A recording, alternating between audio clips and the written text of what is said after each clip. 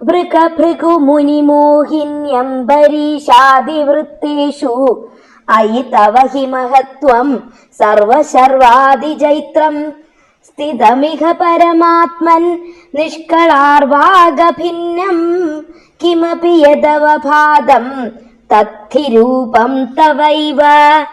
பரமாத்மாவே, ருகாசுரன், ருகுரிஷி, மோகினி, அம்பரீஷன் முதலியவர்களின் சரிதங்களில் தங்களுடைய மகிமை நிலை பெற்றிருக்கிறது. அது சிவன் முதலிய தேவர்களுடைய மகிமையை காட்டிலும் மேலானதாகும். ஆதியில் நிஷ்கலமாக வேறுபாடற்ற விவரிக்க முடியாத எந்த தத்துவம் இருந்ததோ அதுவும் உம்முடைய சொரூபமே.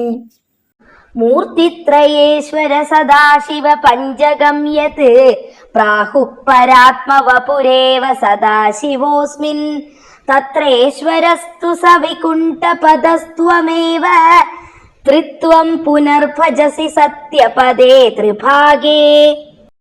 விஷ்ணு, ருத்ரன், மகேஸ்வரன், சதாசிவன் என்ற ஐவரை மூர்த்தி பஞ்சகம் என்று கூறுவார்கள். அதில் சதாசிவன் என்றது பரமாத்ம ஸ்வரூபத்தில் உள்ள தாங்களே. அதில் ஈஸ்வரன் என்பதும் வைகுண்டத்தில் விளங்கும் தாங்களே.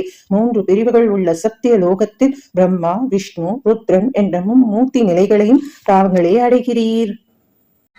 தத்ராபி சாத்விகதனும் தவ விஷ்ணுமாஹுः தாதா து சத்வ விரலோ ரஜசைவ பூர்ணः சத்வோத்கடத்வமபி சாஸ்தி தமோ விகார சேஷ்டாதிகஞ்ச தவ சங்கர நாம்னி மூர்த்தௌ. 3 மூர்த்திகளில் சாத்விக குணமே மிகையாயிருக்கும் தங்களையே விஷ்ணுவென்பர். சத்வகுணம் குறைந்து ரஜோகுணங்கள் மிகையாயிருப்பவரை பிரம்மா என்பர். சங்கரன் என்ற பெயருள்ள தங்களுடைய மூர்த்தியில் சத்வகுணம் அதிகமாயிருந்தும் தமோ குணங்களும் கூடியிருக்கின்றன. தம் சத்ரிமூர்த்தியதிகதம் பரபூருஷம் த்வாம் சர்வாத்மனாபி खलु सर्वमयत्वहेतोः शंसन्त्युपासन विधौ तदपि स्वतस्तु त्वद्रूपमित्यतिदृढं बहुनः प्रमाणम्. இம்மூவர்களை காட்டிலும் மேலாயிருக்கும் பரமபுருஷனான பிரம்மாண்டத்திற்கு அப்பாலும் உள்ளும் இருப்பவரான தங்களை யாவராகவும் தாங்கள் இருப்பதால் உபாசன விதி பரமேஸ்வரனாகவும் கூறுகிறார்கள். அதுவும் பரமாத்மாவான தங்களுடைய சுரூபம் என்பதற்கு உறுதியான பல பிரமாணங்கள் இருக்கின்றன.